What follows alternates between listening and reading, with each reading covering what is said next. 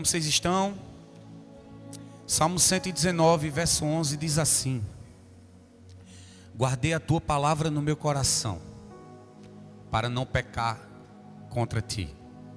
Eu vou repetir para ficar mais fácil para você entender. O Salmo 119, ele diz: Senhor, o salmista está dizendo para Deus, a tua palavra eu guardei no meu coração para não pecar contra ti. Essa palavra guardar, ela faz alusão a algo muito importante para esses dias. Eu tenho entendido há mais ou menos uns 3 meses que o Senhor está querendo comunicar algo para mim. E eu queria muito compartilhar isso com você, porque talvez isso seja algo também importante para você. Só que eu quero muito que você a todo momento, em todo momento dessa palavra, você diga: Espírito Santo, me convença dessas coisas.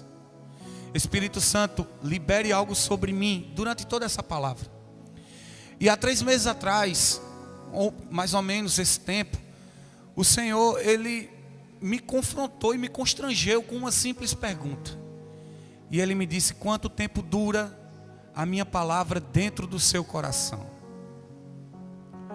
Quanto tempo dura uma pregação dentro do meu e do seu coração? Quanto tempo dura até a gente tirar essa palavra do nosso coração e colocar algo que é nosso? Talvez um sentimento, ou uma decisão, ou algo que a gente coloque acima daquilo que Deus tem liberado para a gente. E eu me pergunto, sabe, porque talvez essa palavra guardar, ela é uma palavra extremamente necessária para a nossa geração. Porque é através da palavra que as decisões corretas elas são tomadas. Mas quando eu secundarizo, se é que essa palavra existe, a palavra de Deus, aquilo que Ele determinou para a minha vida, o destino que Ele traçou para mim, e eu começo a aplicar as coisas que são do meu coração, eu quero dizer para você que talvez o final do meu destino não seja o correto. O final do meu e do seu destino, talvez ele seja mudado. E eu queria muito que você dissesse para o seu irmão: permaneça firme e fiel às Escrituras sagradas. Olha para seu irmão, diz isso.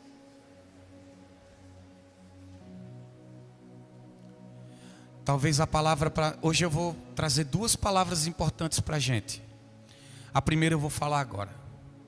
Sabe o que é que nós precisamos aprender? Hoje a gente ministrou, as canções, elas parecem que colaboraram com a palavra. E como é importante quando isso ocorre. E é por isso que eu digo que existe um ambiente de graça sendo derramado nesse lugar. Porque o Senhor preparou uma palavra para essa noite e Ele já começou através das músicas. Nós precisamos permanecer.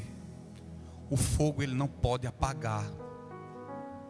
E eu não sei se você já tem dificuldades em fazer as coisas do Senhor permanecerem dentro do seu coração.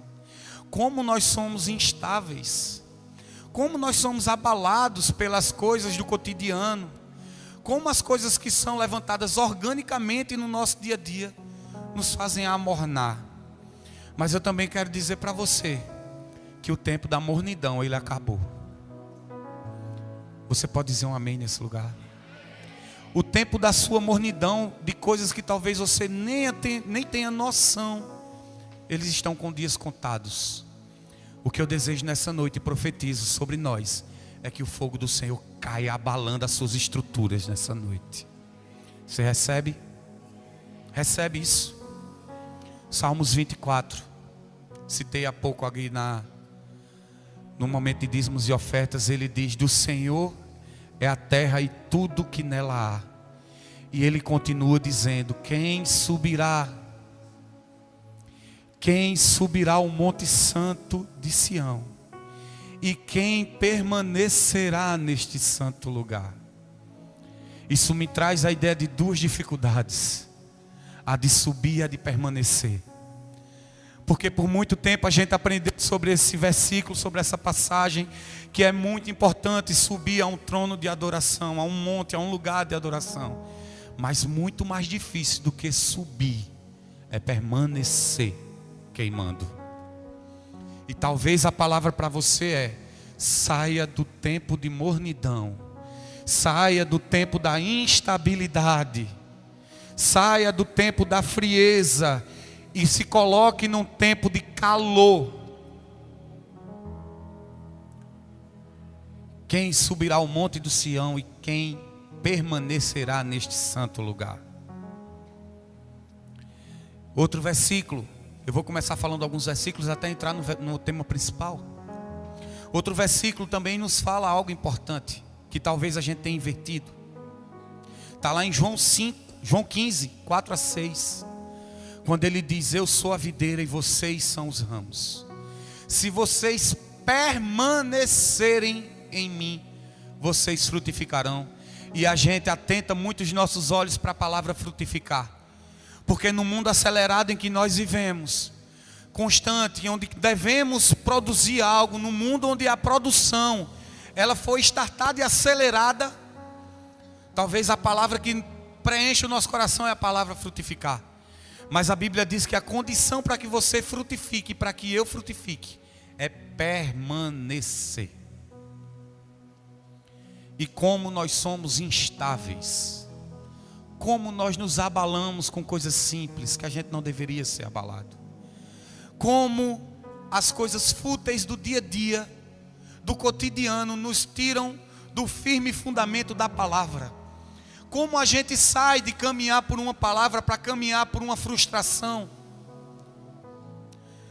Até quando nós vamos anular o destino que o Senhor nos colocou para viver frustrados durante a nossa vida espiritual?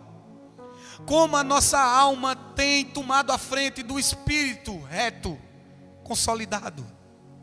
Como a nossa alma tem estabelecido as diretrizes para a nossa caminhada? E nós precisamos entender que se as crises que se levantam durante o nosso dia a dia, elas preencherem o nosso coração, no meio do caminho há uma grande chance de a gente morrer. E por mais pesado que isso pareça ser, eu quero respaldar isso através da Bíblia. Você pode abrir Gênesis capítulo 11.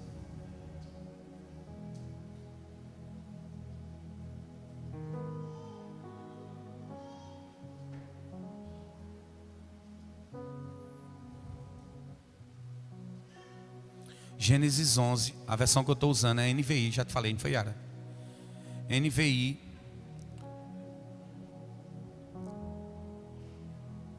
É a outra?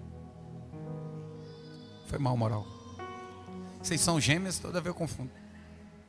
Maiara. Gênesis 11, 26.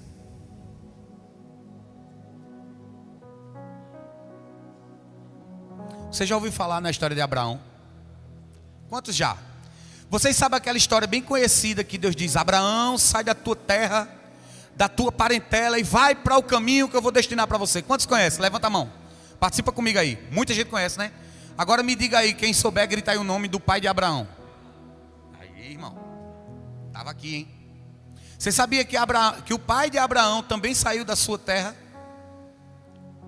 O pai de Abraão também saiu da sua terra. Eu vou ler o texto para que a gente... Esse texto é massa. Talvez você nunca tenha lido com um olhar tão fixo e concentrado nesse texto, mas eu quero ler esse texto com você. Projeta aqui para mim, Maiara, por favor. Gênesis 11, 26. Depois de completar 70 anos, Terá gerou Abraão, Naor e Harã. Pode ser Terá ou Tera, você que escolhe, eu vou chamar como Terá, tá bom? Preste atenção, vou repetir o verso 26. Depois de completar 70 anos, Terá gerou Abraão, Naor e Harã. Este é o registro dos descendentes de Terá. Terá foi o pai de Abraão, Naor e Harã foi o pai de Ló. Harã morreu em Ur dos Caldeus, a sua terra natal, quando Terá, o seu pai, ainda era vivo. Tanto Abraão como Naor tomaram esposas para si. O nome da mulher de Abraão era Sarai, e o nome da mulher de Naor era Milca. Esta era filha de Harã, pai de Milca e de Iscar. Sarai não tinha filhos, pois era estéril. Terá tomou Abraão, seu filho Ló, seu filho, Ló, seu neto, filho de Harã, e Sarai, a sua nora, e a mulher do seu filho Abraão, e juntos partiram de Ur dos Caldeus para Canaã. Ao chegarem, porém, à cidade de Harã, estabeleceram-se ali, e Terá viveu 205 anos e morreu em Harã. E agora você diz assim: eu não entendi absolutamente nada. Pode dizer. Porque eu também não entendo nada. Não entendi nada a primeira vez que eu li isso aqui. Quando fala de descendente, de não sei quem gerou não sei quem, a gente se perde, não se perde? Mas eu vou explicar. Eu estudei isso aqui direitinho para impressionar vocês. Deixa eu impressionar, não me perturba não. Vamos lá. Olha só. Terá era o pai de Abraão. Certo? Vamos lá comigo aqui, para a gente não se perder, que isso é importante. Terá era o pai de Abraão. E ele teve 3 filhos. Vamos lá. Abraão, Naor e Arã. Beleza? Abraão, Naor e Arã. Arã era o filho caçula. Certo? Os nomes eram falados em sequência. E o filho caçula proporcionou o primeiro neto, chamado Ló. Beleza? Então, o filho caçula era neto de Terá. Beleza? Terá teve 3 filhos, Abraão, Naor e Arã. E Arã teve Ló, que era seu filho. Beleza até aí? Pronto, é só isso que a gente precisa saber. Tá certo? Sabe o que aconteceu? Arã, o filho mais novo, pai de Ló, morreu antes do pai. Uma tragédia acometeu a família. Uma tragédia foi revelada na família e o filho mais novo de Terá faleceu. Você já teve a oportunidade de passar por uma tragédia? Porque o natural é que, por mais difícil que seja, o filho enterra o pai. Não é? Esse não é o natural da vida? Por mais doloroso que seja. Mas imagine como é enterrar um filho. Então, eu penso que alguma crise, algum problema sentimental e emocional se estabeleceu naquela casa. Sobre a vida de Terá. E sabe qual foi a decisão dele? Vamos sair dessa terra. Eles moravam em Ur dos Caldeus, é o nome da terra que eles moravam. Então, sempre que o pai de alguém morreu, aquele filho, ele era absorvido, mesmo sendo neto, como filho do avô. Então veja só, Terá colocou Ló, que era o filho de Arã, como filho dele. E eles ele pegou os filhos, as noras e partiu, e ele tinha um destino final. A Bíblia diz aqui que o destino final era sair da terra onde eles estavam, de Ur dos Caldeus, até Canaã. Você lembra de Canaã, a terra prometida? Então, repita comigo. Qual era o destino deles? Canaã. Eles estavam saindo de onde? De Ur dos Caldeus. Só que algumas coisas acontecem. E é por isso que a palavra permanecer é tão importante. Porque permanecer requer de nós alguns sentimentos que talvez não são bons. Não são bons de lidar no momento de crise. Porque permanecer requer paciência. Você permanecer em algo que te proporciona dor requer paciência. E talvez a impaciência tenha feito a gente errar muito. A gente, pela impaciência, pelo sentimento que é acometido dentro do nosso coração, seja por uma perda, e talvez o luto que chegou na casa dele, não é um luto verídico que chega na sua casa, mas uma outra perda. Até na sua rotina. Pode ser uma decepção aqui. Pode ser um pecado que você carrega por muito tempo e não consegue se livrar. Mas uma coisa é fato: se a crise chegou, alguma coisa precisa acontecer. E para Terá, o que precisava ser feito era sair daquele lugar, porque aquele lugar proporcionava dor para ele. E talvez o lugar onde você se encontra hoje tenha te proporcionado dor, algum luto. E é por isso que talvez você tenha buscado encontrar de algumas formas, algumas saídas, algum destino. A terra de Canaã, a terra prometida, onde se é produzido paz. A impaciência de Terá fez ele tomar uma decisão. O luto que se estabeleceu na casa de Terá é como se ele dissesse: essa dor é muito grande, eu não aguento olhar para cá, porque tudo que eu vejo aqui me proporciona dor. Meu avô, ele faleceu quando eu tinha 15 anos mais ou menos. Interior, vocês sabem. A primeira decisão a ser tomada foi: vamos sair desse lugar, porque tudo nos lembra ele. Quem nunca jogou fora um pertence de alguém que perdeu, porque aquele pertence lembrava alguém? Então deixa eu dizer algo para você. a gente não pode de forma nenhuma condenar a atitude de Terá nesse momento. Porque aquilo ali era uma atitude de luto, de dor, de crise. Só que Terá, eu volto a dizer, ele tinha um destino. Ele focou num destino. Ele disse: a gente vai sair daqui e vai para Canaã. A única coisa que ele queria era sair de um lugar onde a sua dor era ativada. Talvez, e eu não quero melancolizar, trazer melancolia para você nesse texto, não. Eu só quero dizer que não há um cristão sequer que não enfrente momentos de crises espirituais. Não há um só cristão que não chegue em um momento da sua vida espiritual e diga: eu estou em crise. Algo aconteceu aqui, algo chegou e me balançou e eu preciso tomar uma decisão. E a decisão para você é sair desse lugar. Agora, sair desse lugar não pode trazer para você um entendimento errado, porque sair desse lugar não necessariamente é algo físico. E a gente sabe que nas primeiras crises muitas pessoas abandonam logo a igreja que frequentam. Você não pode ser questionado que você logo diz: eu vou abandonar a igreja, eu vou sair daqui, porque talvez aqui eles não me reconheçam, aqui eles têm me ferido e eu não quero trazer para mim essa lembrança de dor. O lugar que a gente precisa sair não necessariamente o lugar físico, mas é o lugar da nossa situação, da nossa circunstância. Talvez o ensinamento que Terá nos dá nessa noite é que existe uma necessidade de sair de algo. Agora você pergunta: sair de quê? De onde? Para onde? Por quê?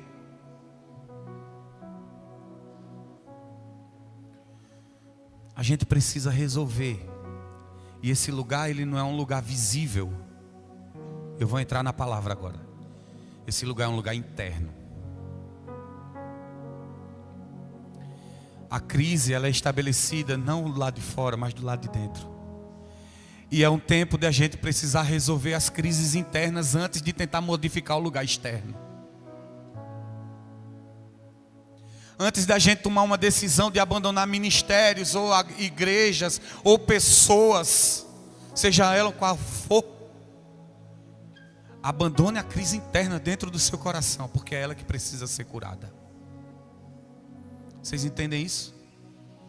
Esse é um tempo em que Terá nos ensina que a gente reconhece a dor, o luto, a crise, mas algo precisa ser feito não fora, mas agora dentro de nós.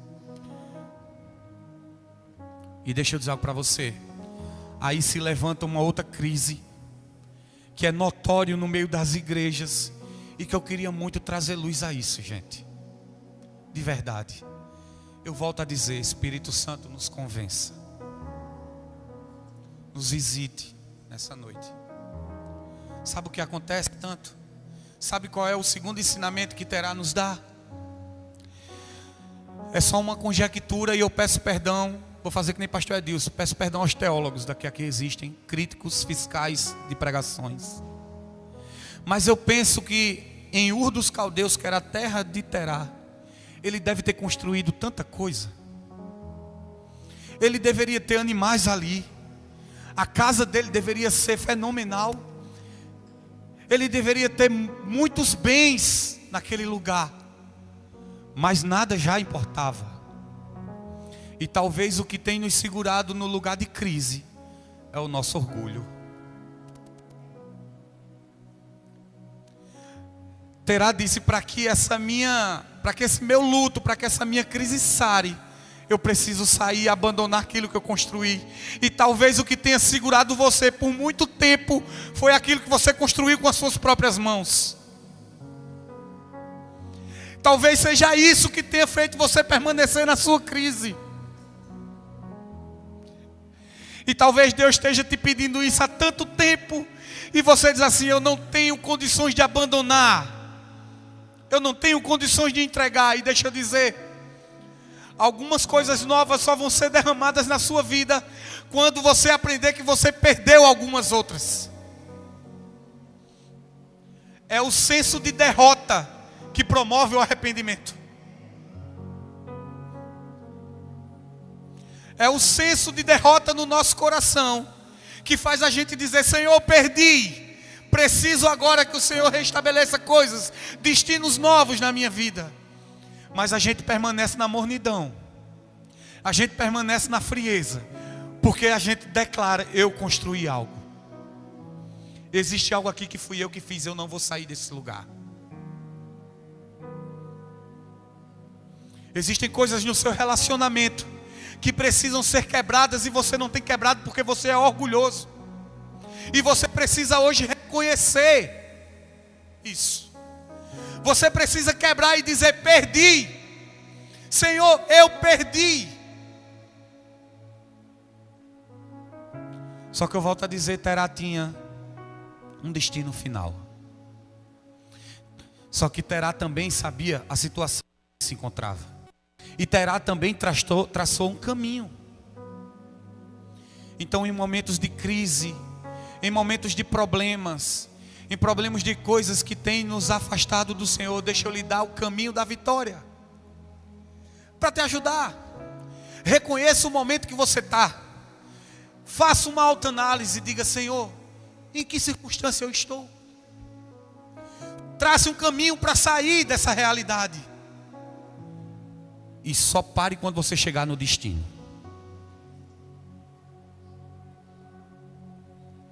O destino era Canaã. O destino não era Canaã? Era ou não era? O destino era qual? Então vamos lá. Verso 31. Terá tomou Abraão e seu filho, Ló seu neto e filho de Arã, e Sarai a sua nora e a mulher de seu filho Abraão. E juntos partiram de Ur dos Caldeus para Canaã.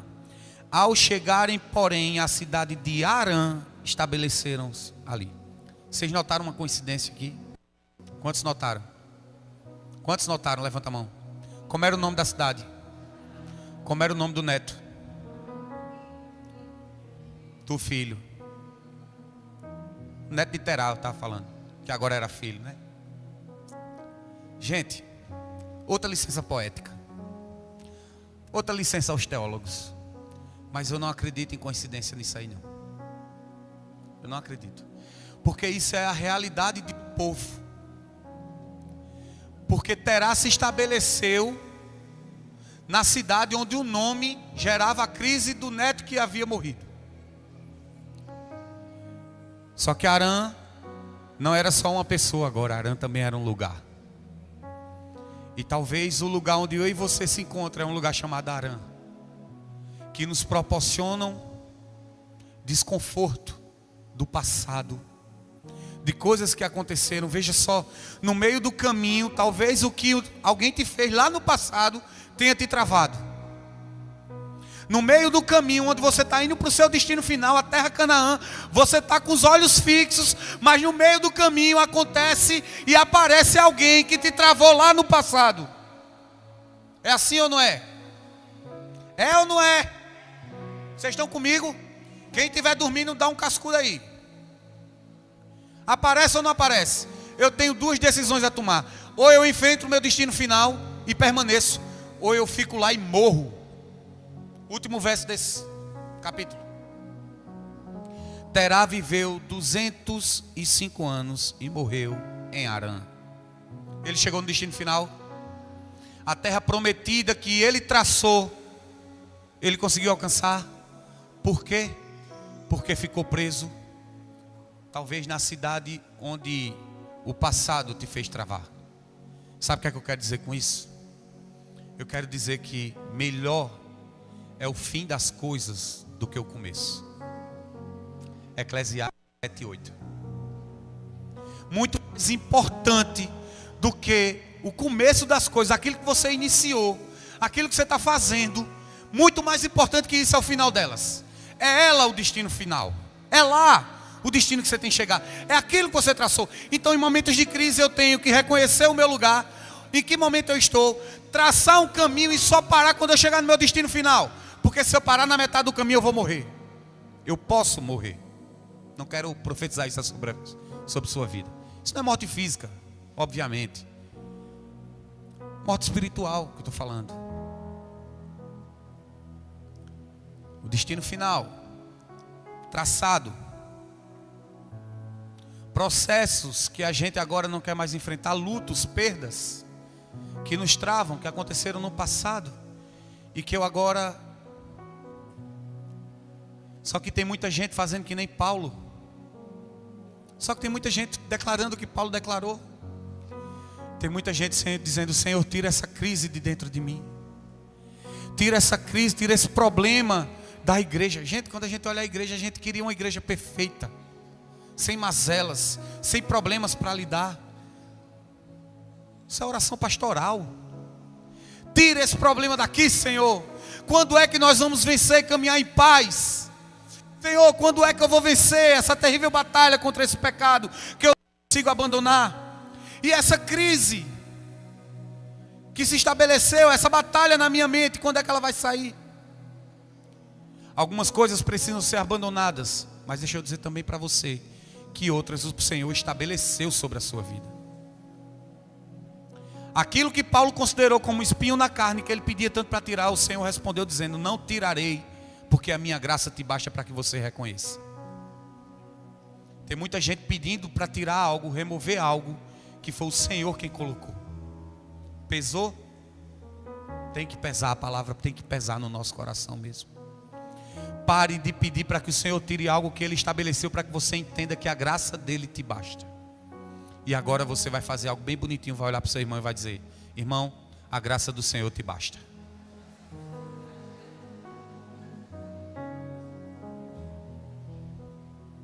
Só entra num ambiente de arrependimento essa derrota. É necessário perder. E para o Senhor, perder é lucro.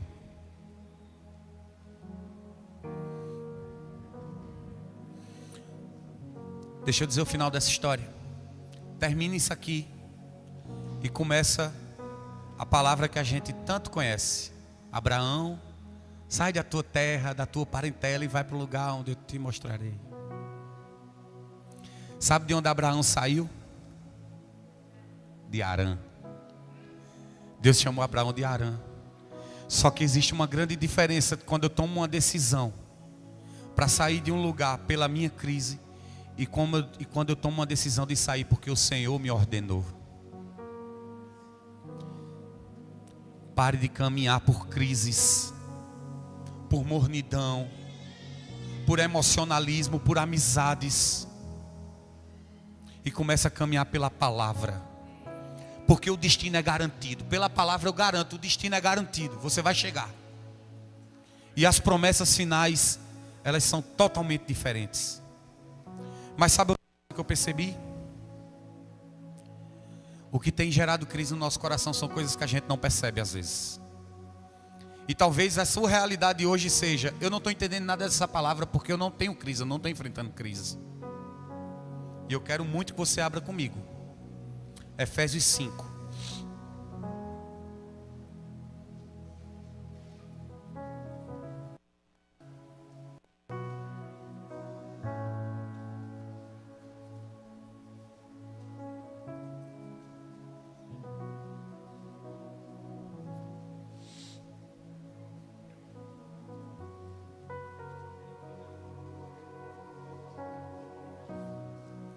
Existem tantas coisas que a gente é tão pequeno ainda para entender, gente, que a gente não consegue discernir nem da nossa própria vida. Existem coisas que a gente pensa que nós estamos no controle e a gente nem está.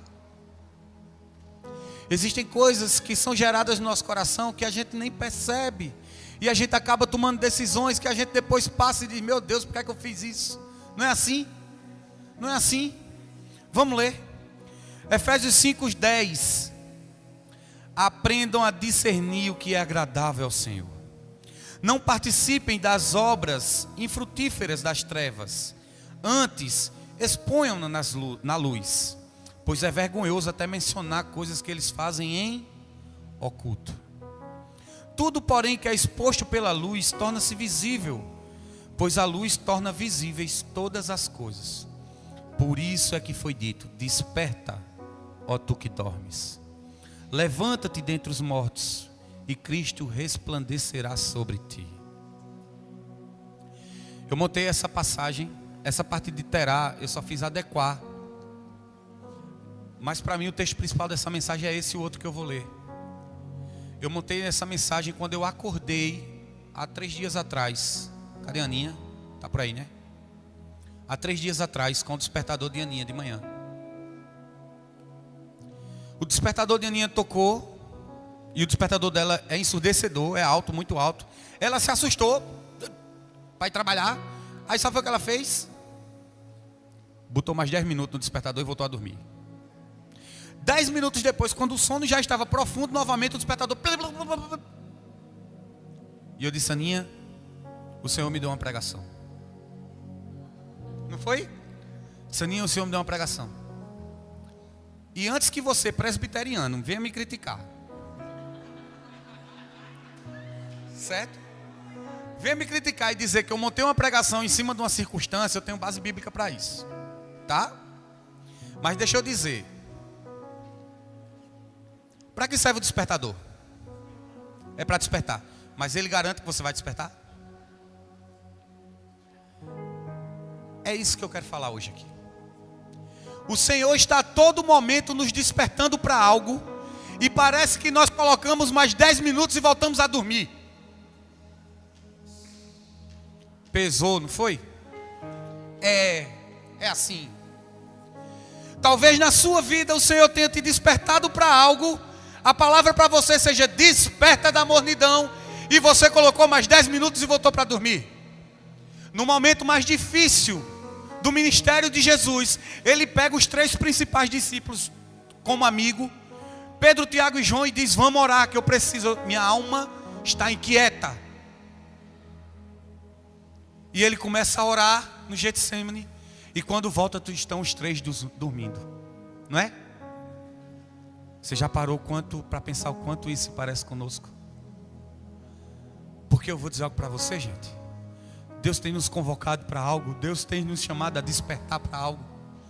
E nós parece que pegamos o nosso despertador e peraí, que dá mais 10 minutos vai dar certo. As coisas que o Senhor tem urgência em fazer, eu quero protelar lá para o final. Desperta, ó tu que dormes, levanta-te de dentre os mortos. Essa é a palavra para mim e para você nessa noite.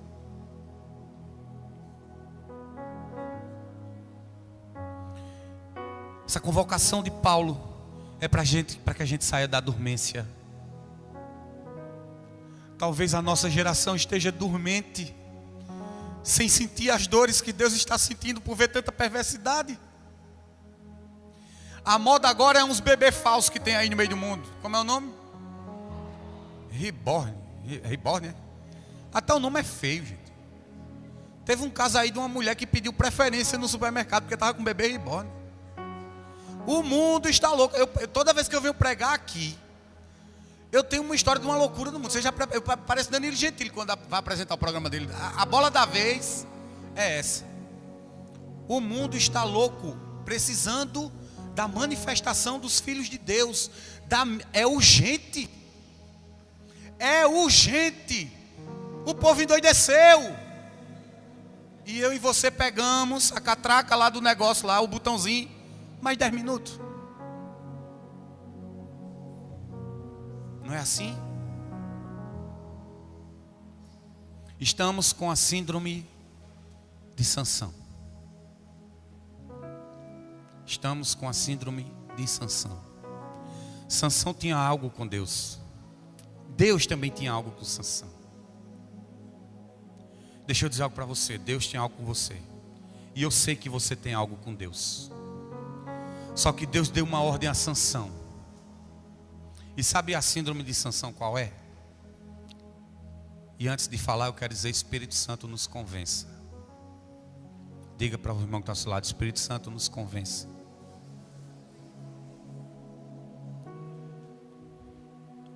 Sansão tinha algo com Deus. E Deus disse: não entregue o que eu te dei a ninguém. E pelas paixões, pelas paixões, Sansão entregou aquilo que Deus deu a ele. Sabe qual é a nossa síndrome? Dalila apareceu. E parece que por nós nos apaixonarmos pelas Dalilas da vida, nós temos entregado aquilo que nós temos com o Senhor. Eu vou repetir o que o pastor, talvez você nem goste dele, mas em 2017 eu fui para um evento chamado Casa de Rock. E o pastor Silas Malafaia, que o pastor tanto brinca aqui, sai Silas Malafaia. Ele disse, eu vou contar para você, ele foi pregar e ele disse, eu vou contar para vocês os 10 erros da minha vida ministerial. E teve um erro que ele falou no meio lá que eu nunca esqueci. Ele disse, eu abri o tesouro do meu coração, aquilo que era mais precioso para gente que só queria roubar. Sabe qual é o nosso problema? Nós temos algo com o Senhor. O Senhor nos deu destino, colocou algo nas nossas mãos e nós temos negociado porque nós nos apaixonamos pelas Dalilas da vida. E tem muita Dalila tomando conta do seu coração. Tem muita Dalila persuadindo você para roubar o que você tem de precioso. E esse é o momento em que você vai fechar. Amém? Nós não deixaremos mais ninguém, nem nenhuma circunstância roubar aquilo que é meu e de Deus. Você tem coisas com o Senhor tem coisas com você. Eu não vou ser aquele profeta irresponsável que chega aqui e diz, o Senhor tem algo na sua vida. Todo mundo sabe que tem. Para de besteira. Todo mundo sabe que Deus tem algo na nossa vida. Agora, o que é que você tem feito com isso que você recebeu?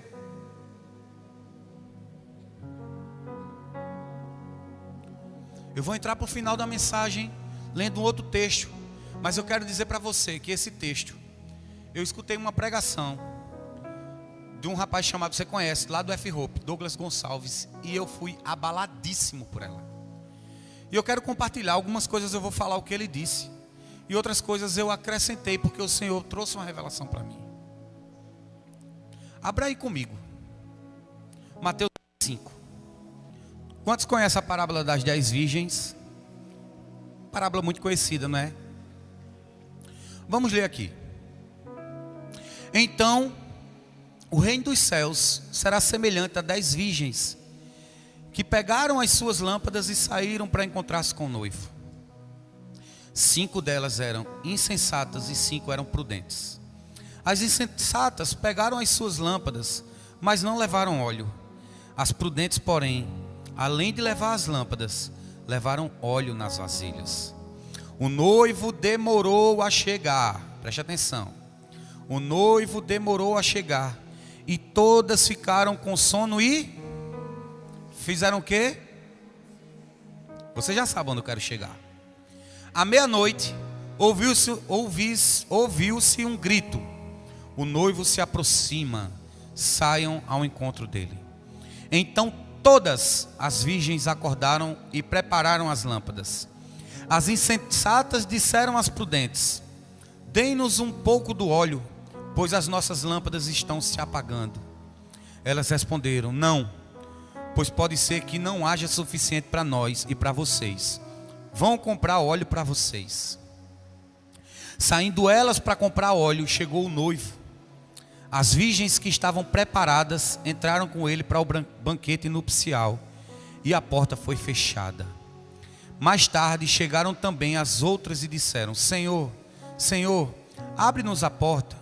Ele, porém, respondeu: em verdade lhe digo que não as conheço. Portanto, vigiem, por vocês não sabem o dia e nem a hora. Deixa eu dizer algo importante aqui. Essa parábola ela foi contada junto com outras duas, certo? A parábola do servo infiel e a parábola dos talentos. Essas 3 parábolas elas são contadas em seguidas. Em Mateus 24, Jesus está ensinando sobre o fim dos tempos. E logo no final de Mateus 24 ele conta essas parábolas. Só que essas 3 parábolas, um do servo infiel, eu vou resumir para você. A do servo infiel diz que um senhor disse que iria fazer algo, iria viajar e que iria retornar. E o servo infiel, por esperar demais, achou que ele não iria retornar mais. E sabe o que foi que esse servo fez? Ele voltou às práticas mundanas. A Bíblia diz que ele se encheu de bebedices e diz que começou a trazer pancadaria para o povo da cidade. A parábola dos 10 talentos, você já conhece a parábola dos talentos. O Senhor vai viajar e deixa 1 talento com um, 3 talentos com outro e 5 com outro, dizendo que vai retornar. Quando ele retorna, o que tinha 5 talentos multiplicou outros 5, o que tinha 3 multiplicou outros 3, e o que tinha 1 enterrou com medo dele. Deixa eu dizer algo para você. Todas as 3, após Jesus falar do relato dos fins dos tempos, ele conta essas 3 parábolas que relatam um tema só. Alguém que um dia precisou se ausentar, mas que em breve retornará. E nós estamos alocados nesse meio termo. Nós somos aqueles que estão sendo alocados ou denominados como os servos das 3 parábolas. Veja, na parábola das 10 virgens, o noivo, elas estão aguardando. Na parábola dos talentos, vamos dizer assim, como é que eu posso dizer? O senhor deles disse: eu vou ali, mas eu já volto. E na parábola do servo fiel também: eu vou viajar, mas eu retorno. Você já entendeu o que eu quero falar, não já? Quantos entenderam? Quantos entenderam? Quando se fala de fim dos tempos, o nosso Senhor estabeleceu um tempo de partida, mas anunciou um tempo de retorno. E nós estamos alocados nesse meio termo. A grande questão é onde nós vamos entrar nesse processo. Agora, a parábola das 10 virgens, ela fala coisa para a gente muito importante. O Senhor vem.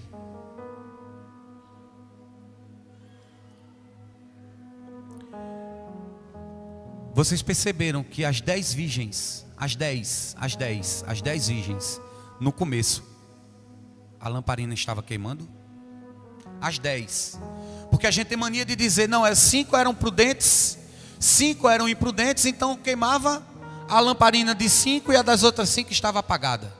Mas no começo todas elas tinham lâmpada queimando. E agora, você já entendeu o que eu quero falar? Sabe qual é o nosso grande problema? É que quando a gente se converte, quando a gente sabe do anúncio que o noivo vem, quando a gente entende sobre esse anúncio, a gente começa a queimar. Sabe, existe um convite e a gente começa a queimar, mas logo nós adormecemos. Não é assim? É assim ou não é? É. E deixa eu dizer algo para você. O convite de Deus para a sua vida, ele não te torna suficiente para que você entre no destino final. Eita, que heresia da peste, hein? Eita, heresia da gota serena, né? É não. Todas as 10 virgens sabiam que o noivo vinha. Todas as 10 virgens tinham lamparinas, estrutura, ferramenta. Por isso não há desculpa.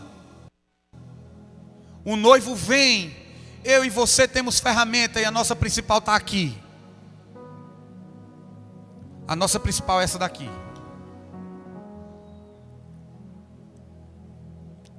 Todas tinham azeite. E o óleo representa a unção, o fogo que se queima. A parábola diz que as 10 adormeceram. As 10 adormeceram. Só que isso aí agora quem disse foi Douglas Gonçalves. Ele sabe qual é o problema? É que quando o negócio aperta, quando o anúncio do noivo é alertado, vai ter muita gente que vai dizer: me preste um pouquinho do teu óleo. E óleo não se dá. Azeite não se empresta. O azeite que eu e você temos foi comprado, é diferente. E quem pagou o preço não foi nem eu, nem foi você. Tem muita gente que na hora do destino final, na hora que o noivo alertar na sua chegada, vai dizer: me preste um pouquinho do teu óleo. É essa imprudência que nós temos que aniquilar de dentro do nosso coração.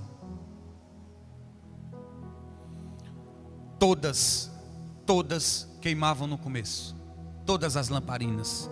Todas tinham um convite. O convite se estabeleceu para a igreja toda. Mas ele não te garante na salvação que você vai cear com o noivo. Sabe de uma coisa? O convite, eu fico pensando assim, sabe, gente? A gente fica viajando, né? Quando está fazendo uma palavra como essa. Porque o Senhor pega a gente muito pesado assim para algumas coisas. Porque tem muitas coisas que são pesadas para a gente falar. Mas eu fico pensando assim, cara, como a gente perde tempo. Como a gente perde tempo com os nossos ressentimentos, com as nossas besteiras, com as nossas coisas. Como a gente adormece. Como a gente ainda deixa faltar óleo para queimar. Todo domingo nós temos uma oportunidade. Eu de verdade. Quando meu pastor começa a pregar aqui, eu fico assim, ó, feito um abestalhado. Mas eu volto para a mensagem inicial, daquilo que eu trouxe hoje. Quando ele prega, eu estou mais preocupado com a beleza da mensagem ou com o que ela me proporciona. Porque por muitas das vezes, quando a mensagem é pregada, parece que a gente fica muito fixo na beleza da mensagem, no romantismo que ela proporciona. Mas ela não promove nada dentro do nosso coração. E às vezes a eloquência do pastor, a facilidade que ele tem de pregar, a palavra bonita que ele libera para mim e para você, atrai mais a nossa atenção do que aquilo que ela proporciona dentro de nós. Porque se a palavra, ela não propõe para dentro da gente um tempo de arrependimento, nós nos tornamos pessoas adormecidas. O convite, o apelo, ele não te garante nada. Tem que ter azeite. Tem que ter azeite. É permanecer queimando. É despertar para as coisas do Senhor. A questão não é queimar no início. A questão agora é permanecer queimando. A questão não é sobre ter um fogo inicial. A questão agora é sobre permanecer aquecido. Permanecer com a lamparina acesa. Porque melhor é o final das coisas do que o início dela. Deixa eu dizer algo para vocês, casais de namorados. Vocês podem estar com a data de casamento de vocês marcada. E vocês terem segurado o apetite sexual de vocês durante todo o processo do namoro. Mas se um dia antes do casamento de vocês caírem. Entenderam o que eu quero falar? Muito mais importante do que o final das coisas é o começo. Do que o começo das coisas é o final. De nada vale sabe aquela expressão, nadar e morrer na beira da praia? É exatamente isso. A gente não pode ter óleo no começo, fogo no começo e no final não ter azeite, não entra. E azeite representa unção, decisão.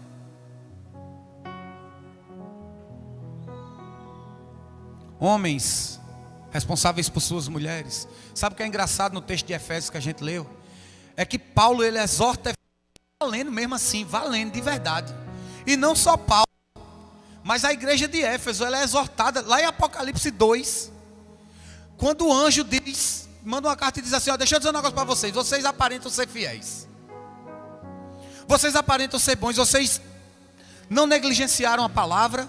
Vocês não toleram Jezabel. Vocês não toleram as coisas de dentro da igreja. Mas uma coisa eu tenho contra vocês.